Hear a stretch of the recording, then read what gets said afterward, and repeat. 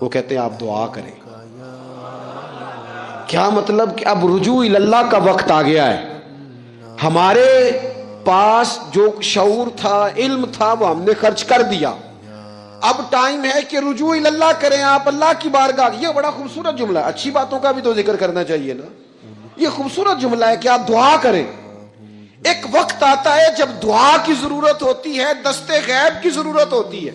نبی پاک علیہ السلام 313 کو لے کے جب میدان میں آئے تھے تو ظاہری اسباب تو یہ تھے کہ 1000 سے مقابلہ کیسے ہوگا.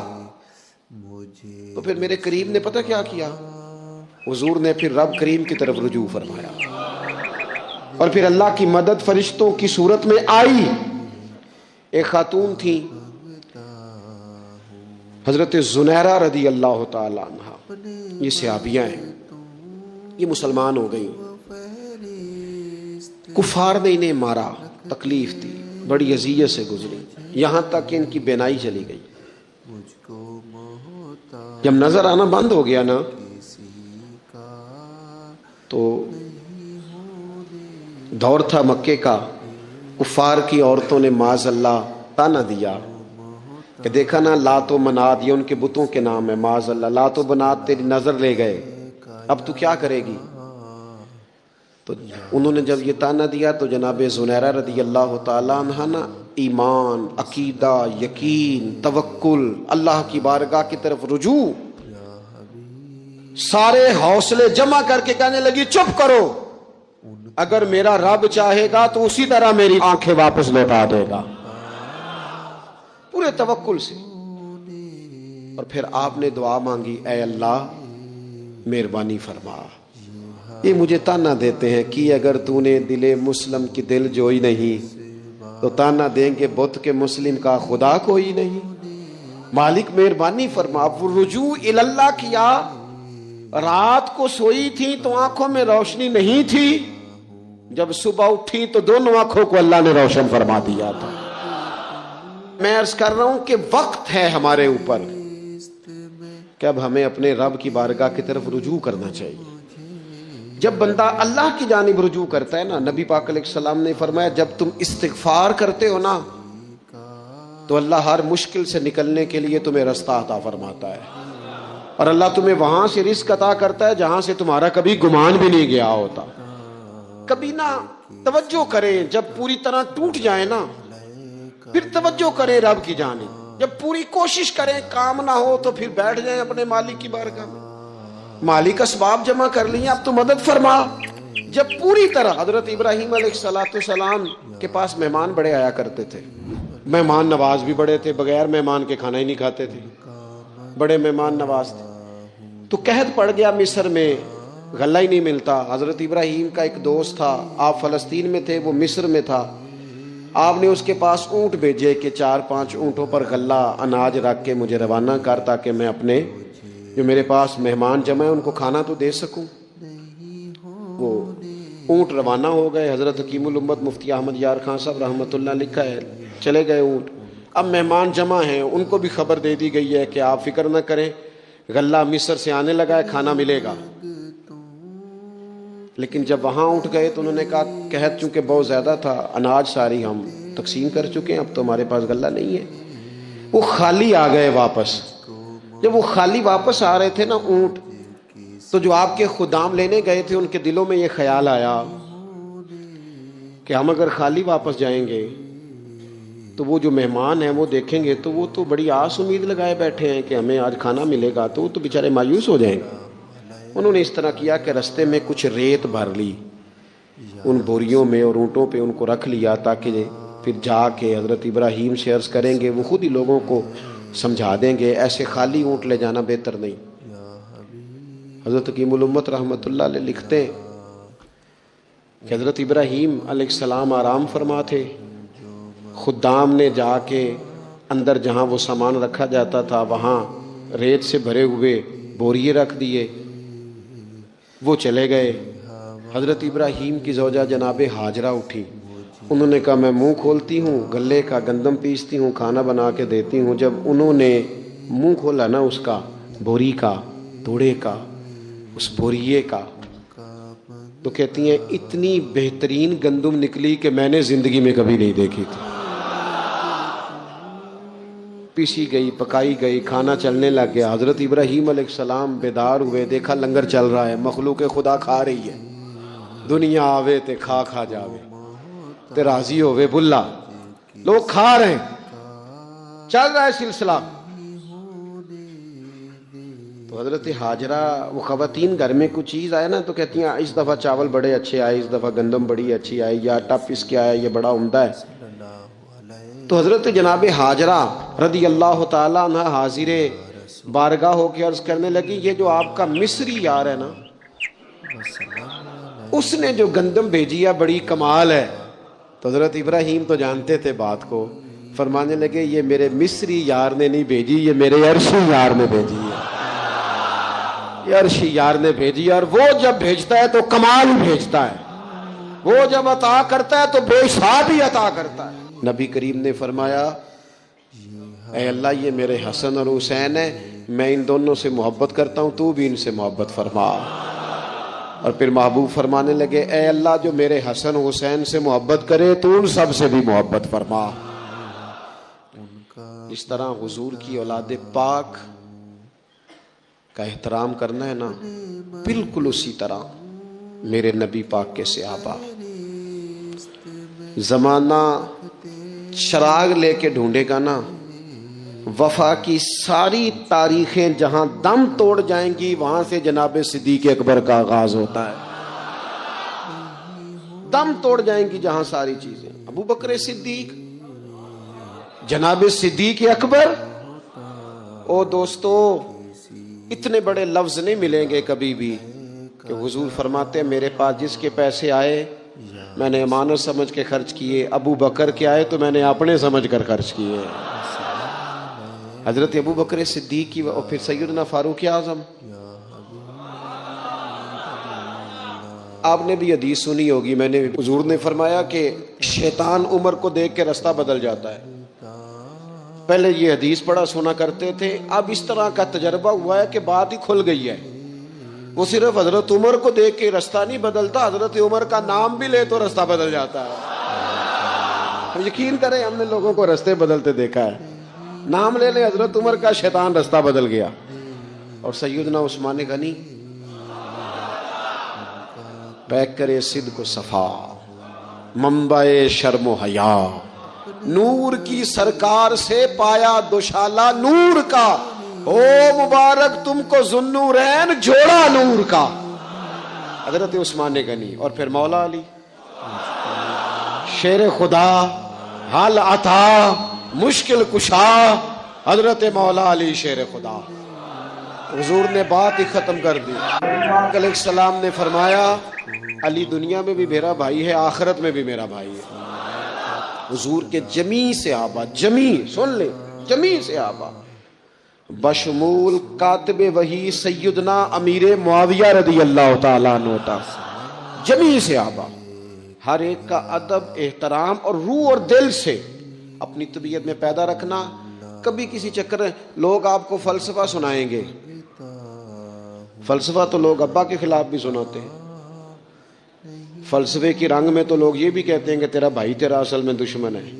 فلسفے میں تو لوگ بڑی چیزیں لے آتے ہیں. تو لوگوں کی کہانیاں سن کے کبھی چکر میں نہ پڑنا، عقیدے کو مضبوط رکھنا. اور دوسری میں آپ حضرات سے گزارش کروں گا اپنی زندگی سے کام لیں، اپنی زندگی کو با مقصد بنائیں.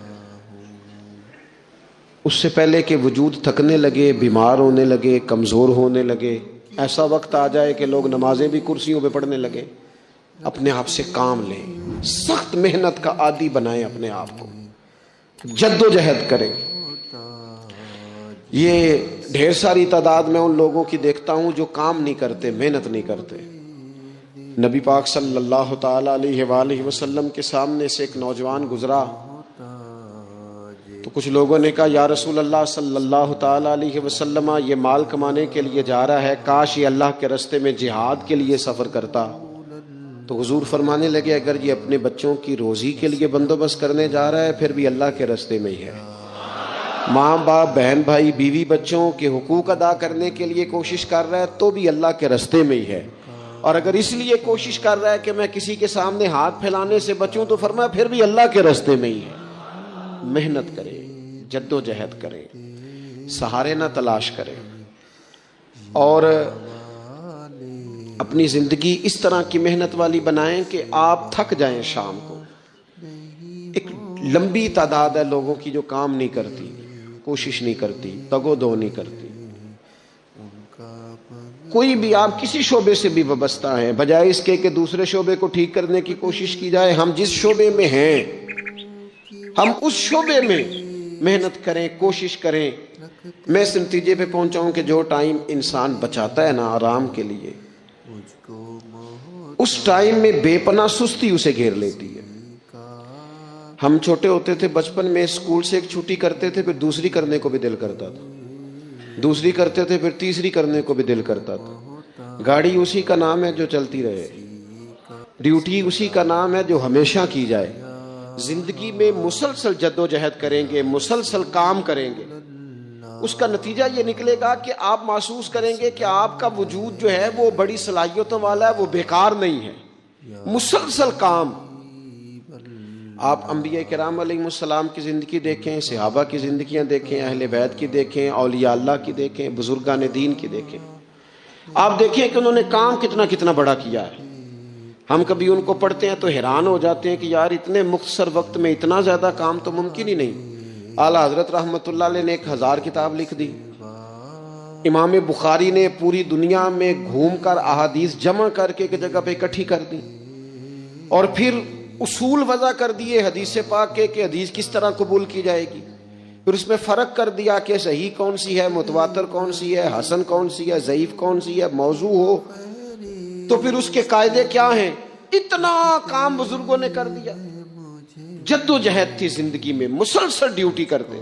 جب مسلسل کام کرتے ہیں نا، نبی پاک صلی اللہ تعالی علیہ وسلم نے فرمایا جو آدمی محنت کرے، کوشش کرے اور شام کو تھک کے سو جائے، اللہ اس کے پچھلے گناہوں کو معاف فرما دے۔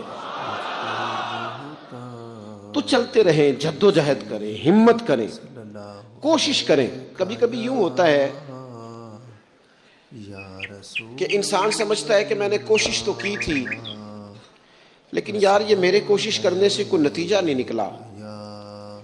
عارف رومی رحمۃ اللہ علیہ فرماتے ہیں کہ ایک شہر ایسا تھا جس میں ایک بیماری بار بار حملہ کرتی تھی، تو 3-4 پہاڑیاں ایک دوسرے کے اوپر تھیں، اکٹھے پہاڑ بنے ہوئے تھے، اس کے اوپر وہ جڑی بوٹی تھی جس سے اس بیماری کا علاج ہوتا تھا۔ تو کئی حکیموں نے بتایا کہ اگر وہ جڑی بوٹی حاصل کر لی جائے تو تمہارے شہر کے لوگ صحت یاب ہو سکتے ہیں، پر وہ 4 پہاڑیاں اوپر نیچے، اور پھر ڈھلان بڑی سیدھی تھی، جو پیر رکھتا پھسل جاتا، کوئی جرت ہی نہ کرتا اوپر جانے کی، لیکن لوگ بیمار تھے، تکلیف میں تھے۔ بالآخر ایک شخص نے ارادہ کیا کہ کب تک لوگوں کو بیماری سے سسکتے، تڑپتے، مرتے دیکھتا رہوں گا۔ اس نے کلاڑا اٹھایا، ہتھوڑا اٹھایا، پہاڑ کاٹنا شروع کیا کہ میں سیڑھیاں بناؤں گا اوپر جانے کے لیے۔ فرماتے ہیں کہ وہ پہاڑ کاٹ رہا تھا تو جو قریب آتے تھے نا وہ اسے کہتے تھے پاگل ہو گیا تو اکیلا بندہ کیسے پہاڑ کاٹے گا، بیوقوف ہے، چھوڑ دے۔ اس نے کہا یار تم ساتھ نہیں چل سکتے تو حوصلہ شکنی تو نہ کرو، مجھے کچھ کرنے تو دو۔ سالوں لگ گئے، ایک پہاڑ کاٹ کے سیڑھیاں بنائی اس نے، پھر دوسرا پہاڑ شروع کیا، پھر سالوں لگ گئے، اور 2 پہاڑ کاٹے تھے، بڑھاپا آ گیا، بیمار ہو گیا، موت کا وقت آ گیا۔ اب چونکہ سیڑھیاں بن گئی تھی تو 2 پہاڑ کٹ گئے تھے، وہاں تک لوگ آنے جانے لگے تھے۔ این اس وقت جب وہ دنیا سے جا رہا تھا پھر بھی کچھ لوگ حوصلہ شکنی کر رہے تھے، اسے کہہ رہے تھے خدا کے بندے کیا نتیجہ نکلا۔ کچھ لوگوں کی ڈیوٹی ہوتی ہے اپوزیشن کا کردار ادا کرنا، وہ ہر موقع پر حوصلہ شکنی کرتے ہیں۔ اب اس پر آخری وقت آ گیا ہے، باوجود اس کے کچھ لوگوں نے جا کے کہا کیا نتیجہ نکلا جی، تیرے اوپر موت کا وقت آ گیا ہے، تو اوپر تک تو جا نہیں سکا، فائدہ کیا ہوا؟ وہ کہنے لگا بیوقوفو تمہیں پتہ ہی نہیں میں کامیاب ہو کے جا رہا ہوں۔ انہوں نے کہا کس طرح؟ کہنے لگا میں نے آدھا سفر آسان کر دیا ہے، اب جو میرے بعد آئے گا نا اسے صفر سے نہیں شروع کرنا پڑے گا، میں نے آدھا سفر اس کے لیے آسان کر دیا۔ وہ تیسرے پہاڑ سے شروع کرے گا، 2 کاٹے گا تو جڑی بوٹی تک پہنچ جائے گا، لوگوں کو شفا ہونے لگے گی اللہ کے فضل سے۔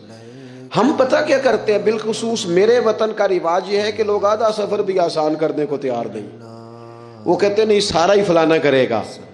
جتنے انبیاء دنیا میں آئے نا میرے دوستو، وہ سارے کامیاب گئے، لیکن کسی کے ساتھ 4 امتی، کسی کے ساتھ 10، کسی کے ساتھ 100، کسی کے ساتھ 200، لیکن نبی کامیاب گئے۔ کیوں؟ کہ اللہ تعالیٰ نے جو ان کے ذمہ ڈیوٹی لگائی تھی وہ ڈیوٹی انہوں نے پوری ذمہ داری سے سر انجام دی۔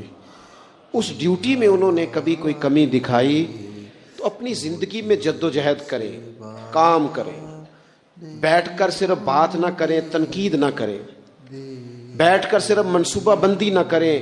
اور میرے ملک میں بالخصوص یہ کام ہوتا ہے، تبصرے کرو، چینل کھولو، تنقید کرو، اندر کی خبر لے کے آؤ، کوئی کہانی سناؤ، کوئی نئی سٹوری بناؤ، لیکن کام نہ کرو۔ بڑی خوبصورت بات کی شاعر نے، اس نے کہا شکوائے ظلمت شب سے تو کہیں بہتر تھا، اپنے حصے کی کوئی شمع جلاتے جاتے۔ لوگ تعلیم نہیں حاصل کر رہے تو بھئی آپ ایک بچے کا خرچ اٹھا لیں، کسی غریب کا آپ اسے پڑھا دیں، ایک بندہ تو آپ کی وجہ سے تعلیم یافتہ ہو جائے۔ لوگوں کو کھانا نہیں مل رہا، بھوکوں مر گئے لوگ، حکومتیں کچھ نہیں کر رہی، آپ 10 بندوں کی ذمہ داری اٹھا لیں، آپ غریبوں کو دیکھ لیں، 10 لوگوں کے گھر میں آپ کھانا پہنچانا شروع کریں۔ اور یہ ہوتا رہا ہے، لوگ یہ کام کرتے رہے، یہ ڈیوٹیاں ہمارے بزرگوں نے سر انجام دی ہیں، 2 کر کے، 4 کر کے، 6 کر کے انہوں نے کام کیا ہے۔ اپنی ذمہ داری کا احساس کریں، مسلسل کام کریں، مسلسل جد و جہد کریں، مسلسل ڈیوٹی کریں۔ اور پھر میری تیسری گزارش آپ سے یہ ہے کہ جس طرح آپ اپنے اپنے گھر میں آپ کی ذمہ داریاں ہوتی ہیں، اور اگر آپ ذمہ داری ادا نہیں نہ کرتے تو احتجاج ہوتا ہے۔ ماں کو ٹائم نہیں دیتے تو ماں بھی احتجاج کرتی ہے، گھر والی کو ٹائم نہیں دیتے تو وہ بھی احتجاج کرتی ہے، دوستوں کو وقت نہیں دیتے تو وہ بھی اس کا شکوہ کرتے ہیں۔ تو آپ کے ذمہ جتنی بھی ذمہ داریاں ہیں، آپ پڑھاتے ہیں، کلاس میں وقت پہ نہیں آتے تو اس کا اظہار کیا جاتا ہے۔ ہم نے اپنے اپنے ذمے جو ذمہ داریاں لی ہیں پوری کرتے ہیں۔ میں آج آپ کو یہ پیغام دینا چاہتا ہوں کہ ایک ڈیوٹی دین کی بھی اپنے ذمے لیں، ایک ڈیوٹی، ایک کام اپنے ذمے لے لیں۔ آپ اپنے اپنے علاقے کی مسجد میں جھاڑو دینے کی ڈیوٹی لے لیں، آپ یہ ذمہ داری لے لیں کہ مجھ سے کچھ نہیں ہو سکتا تو میں ہفتے کے بعد مسجد میں جاؤں گا اور قرآن مجید کو میں صاف کر کے، جھاڑ پونچھ کے، ترتیب کے ساتھ مرتب کروں گا۔ مجھے اگر ناظرہ قرآن مجید ٹھیک پڑھنا آتا ہے تو میں 10-11 بچوں کا روز سبق سنوں گا، آگے پڑھاؤں گا۔ کوئی ذمہ داری لیں، دین کی کوئی ڈیوٹی اپنے ذمے لیں۔ اگر مالی طور پر آپ تعاون کر سکتے ہیں تو کسی جگہ، کسی مسجد میں، مدرسے میں، خیر کے کسی کام میں شامل ہو جائیں۔ دین اسلام کے ساتھ عملاً تبلیغ میں اپنا کام کریں، ذمہ داری ہر دنیا کا کام مینج کر کے، مرتب کر کے کیا جانے لگا ہے۔ معیشت ہو، معاشرت ہو، تعمیرات ہو، دین کا کام ہے وہ اسی طرح چل رہا ہے۔ محفل آ گئی، برکت کے لیے محفل کر لو، جمعہ آ گیا پڑھ لو، تراویح ایک حافظ صاحب مقرر کر لو۔ بھئی آپ اس کو مینج کریں، ساری دنیا میں چیزیں مینج کی جاتی ہیں، آپ اسے مینج کریں۔ آپ خطیب صاحب سے فرمائش کریں کہ مجھے آپ جمعے والے دن اس موضوع پر کچھ سنائیں۔ آپ مسجد کے امام سے اس بات کی فرمائش کریں کہ آپ تراویح میں جو قرآن مجید سنائیں گے مہربانی کریں ہمیں اس کا خلاصہ بھی بیان کر کے سنائیں۔ آپ تھوڑی کوشش کریں گے تو آپ دیکھیں گے کہ بیان کرنے والوں کا بھی ذوق بڑھے گا۔ کچھ تھوڑی ذمہ داری کا احساس کریں۔ صحابہ کرام نے بڑی منصوبہ بندی کے ساتھ دین پھیلایا، بڑی جد و جہد کی۔ انہوں نے دیکھا کس علاقے میں ہم نے جہاد کے لیے جانا ہے، کس میں تبلیغ کے لیے جانا ہے، کس علاقے میں کس طرح کر کے ہم نے ڈیوٹی سر انجام۔ مصر میں ایک شہر ہے، اس کا نام ہے فسطاط، وہ کہتے ہیں گھونسلے کو، پرندوں کے گھونسلے کو۔ حضرت سعد بن ابی وقاص رضی اللہ تعالیٰ عنہ اپنی فوجیں لے کے وہاں گئے تھے، آپ نے وہاں خیمہ لگایا، کچھ دن وہاں قیام کرنا تھا، آپ کا وہاں خیمہ تھا، وہاں آ کے کبوتر بیٹھنے لگے، ایک کبوتری نے انڈے بھی دے دیے، وہاں گھونسلہ بن گیا۔ اب آپ جب وہاں سے ہجرت کرنے لگے نا، آگے بڑھنے لگے، تو دل میں خیال آیا کہ خیمے اکھاڑتے ہیں، چلتے ہیں۔ جب وہ خیمے اکھاڑنے لگے تو دیکھا اوپر تو گھونسلہ بنا ہے، اس میں تو کبوتر رہتے ہیں، ان کے بچے بھی ہیں۔ حضرت سعد بن ابی وقاص نے 2 فوجیوں کے ذمے لگایا، فرمایا یہاں تم پہرے دار بن کے کھڑے ہو جاؤ، یہ خیمہ اکھاڑا نہیں جائے گا، اس کو یہیں لگا رہنے دیں گے تاکہ یہ کبوتر جو ہیں انہیں تکلیف نہ ہو۔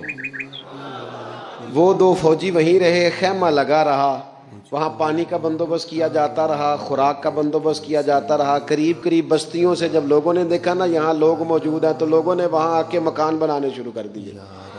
وہ ایک پرندے کے گھونسلے کی حفاظت کے لیے کچھ دیر 2 سپاہی رکے تھے، اللہ نے وہاں پورا شہر آباد فرما دیا ہے۔ تو آپ ایک گھونسلے کی حفاظت شروع کریں، انشاءاللہ شہر آباد ہو جائیں گے۔ لیکن ہم گھونسلوں کی حفاظت کرنے کو بھی تیار۔ اب چوتھی بات آپ کی خدمت میں عرض کرنی ہے، ایک ضروری کام بڑی بڑی توجہ کے ساتھ آپ نے سمجھنا ہے، تھوڑا سا اس کے پس منظر کو سمجھ لیں۔ جو آیہ کریمہ میں نے تلاوت کی ہے اس کا حصہ بھی اسی میں آئے گا۔ دنیا کا نظام نہ 2 طریقوں سے چلتا ہے، ایک ہے نظام اسباب اور ایک ہے نظام غیب۔ ایک نظام اسباب سے چلتا ہے کہ آگ جلاتی ہے، پانی ٹھنڈا کرتا ہے، انسان ماں باپ کے ملاپ سے پیدا ہوتا ہے، دنیا نظام اسباب سے چلتی ہے اور اسی ترتیب سے نظام آگے چل رہا ہے۔ اور ایک ہے نظام غیب، جب اللہ اپنی رحمت کا فیصلہ فرمائے۔ تو ایک نظام وہ بھی ہے، وہ کیسے ہے؟ آگ جلاتی ہے، لیکن جب رب چاہے نا تو حضرت ابراہیم کے لیے ٹھنڈی ہو جاتی ہے۔ یہ کیا ہے؟ یہ نظام غیب ہے۔ نظام اسباب یہ ہے کہ ماں باپ کے ملاپ سے اولاد پیدا ہوتی ہے، اور اگر رب چاہے نا تو حضرت عیسیٰ علیہ السلام کو بغیر باپ کے بھی پیدا فرما دیتا ہے۔ ہم جو مسلمان ہیں نا، ہماری ساری کی ساری توجہ نظام اسباب پہ ہو گئی ہے۔ اسباب پورے جمع کرو، لیکن اپنے رب کی بارگاہ کی طرف رجوع بھی کرو۔ اور باقی اگر احباب میری بہت زیادہ درد مندانہ گزارش سمجھیں تو یہ میری گزارش سمجھ لیں، 5 وقتہ نماز کے ساتھ کچھ تھوڑی سی عبادت رات کی ضرور شروع فرمائیں۔ 2 رکعت ہو جائے، لیکن رات کو تنہائی میں اپنے رب کی بارگاہ میں عبادت کے لیے ضرور حاضر۔ حضرت عبداللہ ابن عمر رضی اللہ تعالیٰ عنہ فرماتے ہیں کہ مغرب کی نماز پڑھ کے کچھ لوگ گھر چلے گئے، ہم لوگ بیٹھ گئے کہ تھوڑا سا تو ٹائم ہے، عشاء پڑھ کے ہی جائیں گے۔ فرماتے ہیں اللہ کے محبوب علیہ السلام بھی تشریف لے گئے، تھوڑی دیر کے بعد محبوب اس تیزی سے تشریف لائے کہ مقدس سانس پھولا ہوا محسوس ہو رہا تھا۔ ہم نے عرض کی یا رسول اللہ ہمارے ماں باپ قربان، کیا ہوا؟ تو محبوب فرمانے لگے کیا کر رہے ہو؟ عرض کی یا رسول اللہ نماز، سوچا ہے چلو تھوڑا سا تو ٹائم ہے، بیٹھتے ہیں اللہ اللہ کرتے ہیں، عشاء پڑھ کے جائیں گے۔ تو محبوب فرمانے لگے میرے پاس جبریل امین آئے ہیں، انہوں نے آ کے عرض کی یا رسول اللہ آپ کے غلام مسجد میں بیٹھے ہیں عشاء کی نماز کے انتظار میں، اور رب فرشتوں کے سامنے ان پر فخر فرما رہا ہے۔ یہ جو عبادت ہے نا نفلی، یہ طاقتور کرتی ہے بندے کو۔ حضور فرماتے ہیں کہ پیر بن جاتا ہوں، آنکھیں بن جاتا ہوں، کیا مانا کہ اس میں خدائی طاقتیں آ جاتی ہیں، دوست مرید بھی ہوتے ہیں، سلسلوں میں بھی داخل ہوتے ہیں۔ عبادات کا مزاج نہیں بناتے، کچھ نوافل کا ذہن ضرور بنائیں، رات کو کچھ ٹائم ضرور اللہ اللہ کریں، اپنی زندگی کا اسے معمول بنا لیں۔ اور 3 وظیفے آپ کی خدمت میں عرض کرنے ہیں۔ سخت مشکل جب آتی تھی نا تو صحابہ پڑھا کرتے تھے حسبنا اللہ و نعم الوکیل، نعم المولا، پڑھیے گا حسبنا اللہ و نعم المولا و نعم النصیر۔ اس کا معنی بڑا خوبصورت ہے، بالکل سادہ سا مختصر سا معنی کا، مجھ کو محتاج کسی کا السلام علیکم دوستوں، میں ہوں بلال حسین اور آپ دیکھ رہے ہیں میرے یوٹیوب چینل ماشاءاللہ۔ اگر ہمارے چینل کی اسلامک ویڈیو آپ دوستوں کو پسند آئی ہو تو ہمارے چینل کو ضرور سبسکرائب کریں اور بیل آئکن کو دبائیں تاکہ ہماری نئی نئی ویڈیو آپ سب دوستوں تک بآسانی پہنچتی رہیں۔ ماشاءاللہ، خوش رہیں جہاں بھی رہیں۔